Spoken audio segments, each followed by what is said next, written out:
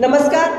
महाराष्ट्राची कुलस्वामिनी आई तुळजाभवानी, रयतेचा राजा छत्रपती शिवाजी महाराज, भारतीय घटनेचे शिल्पकार परमपूज्य डॉक्टर बाबासाहेब आंबेडकर यांना अभिवादन करते आणि आजचे भाषण सुरू करते. आजच्या वास्तव परिस्थितीवर भाषण करते की आज काय सुरू आहे. आज निवडणुका सुरू आहे.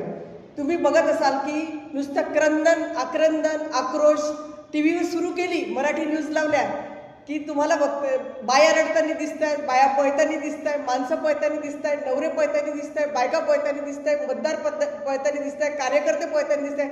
काय सुरू आहे 2 मिनिट असं भिर होऊन जातं की टीव्हीवर काय सुरू आहे. तो न्यूज देणारा सुद्धा हसतोय, कारण ते हसू आवरत नाही आहे आपल्याला. एवढे तळमळ लोकशाहीमध्ये जनतेची सेवा करण्यासाठी आम्हाला एबी फॉर्म दिले नाही. आता आम्ही जनतेची सेवा कशी करणार, म्हणजे एबी फॉर्म शिवाय जनतेची सेवा होऊ शकत नाही हे डिक्लेअर आहे. आता नक्कीच त्यांना जनतेची सेवा करायची आहे की आपली सेवा स्वतःची सेवा करायची आहे हे काही कळत नाही. आज तुम्ही बघा टीव्हीवर न्यूज आलेली की 18-20 लोक बिनविरोध निवडून झाले म्हणजे निवडणुका व्हायच्याच आहे तरी सर्व काही बिनविरोध निवडून आले. म्हणजे जे राजकारण करायचं ते राजकारण बरोबर करतात. म्हणजे विरोधकच संपवायचं आहे. यांना विरोधक नको आहे. आणि म्हणून पैशाचं सामदाम दंडभेद जसं सरांनी सांगितलं ते सगळं करून आज 18 की 19 जे काही नगरसेवक आहेत ते ऑलरेडी निवडून आलेले आहे, डिक्लेअर झालं, त्यांचा जयघोष झालेला आहे. त्याच्यामध्ये काही म्हणजे नवऱ्याच्याच बायका आहे की ज्या